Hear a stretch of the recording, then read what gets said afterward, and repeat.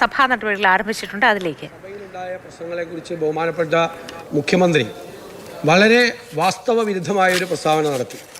ഞങ്ങൾ watch and വാർഡിനെ വടികൊണ്ട് അടിച്ചു എന്നുള്ള തെറ്റായൊരു പ്രസ്താവന നടത്തി. അദ്ദേഹം അത് പിൻവലിക്കണം. ഒന്ന്. രണ്ട്, ഇവിടെ കോപ്രായമാണ് നടത്തിയെന്ന് പറഞ്ഞു. സാർ, ഇവിടെ കോപ്രായം നടത്തിയത് ആരാണെന്ന് എല്ലാവർക്കും അറിയാം.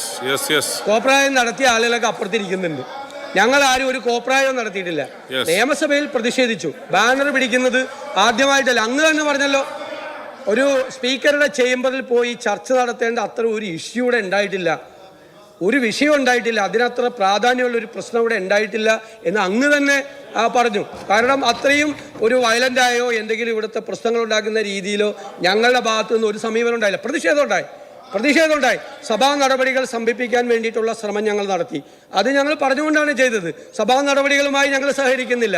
അതിനൊരു തെറ്റായ പ്രചരണം നടത്തുന്നത്, പിന്നെ ചോദ്യോത്തരത്തിന്റെ പേരിൽ മൈക്ക് കിട്ടുമ്പോൾ മന്ത്രിമാർ സോണിയാഗാന്ധിയെയും പ്രിയങ്ക ഗാന്ധിയെയും ആക്ഷേപിക്കുന്നത്, സാർ, അതെല്ലാം ഇവിടുത്തെ രേഖയിൽ കിടക്കുകയാണ്.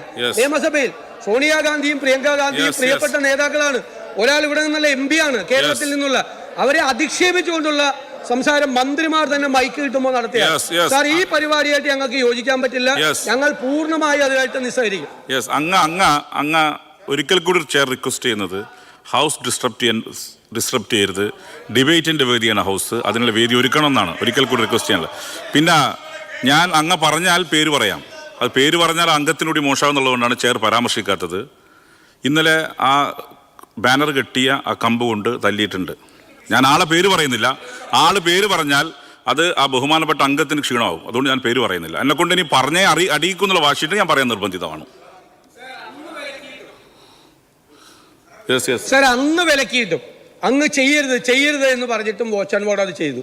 അങ്ങ് വിലക്കുന്നത് പരസ്യമായിട്ട് അങ്ങ് അവരെ വിലക്കി ചെയ്യരുത് എന്ന് പറഞ്ഞു.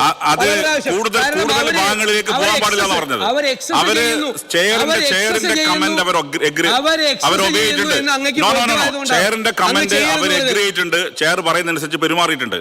അത് കൂടുതൽ ബഹുമാനപ്പെട്ട പല അംഗങ്ങളും അവരുടെ മേക്കിട്ട് കയറി ഒരു സംഘർഷത്തിലേക്ക് പോവാതിരിക്കാൻ വേണ്ടിയാണ് വിഡ്രോ ചെയ്യാൻ പറഞ്ഞത്. അങ്ങനെ വിഡ്രോ ചെയ്യാൻ പറഞ്ഞത്, അല്ലാതെ സംഘർഷം ഒഴിവാക്കാൻ വേണ്ടിയാണ്.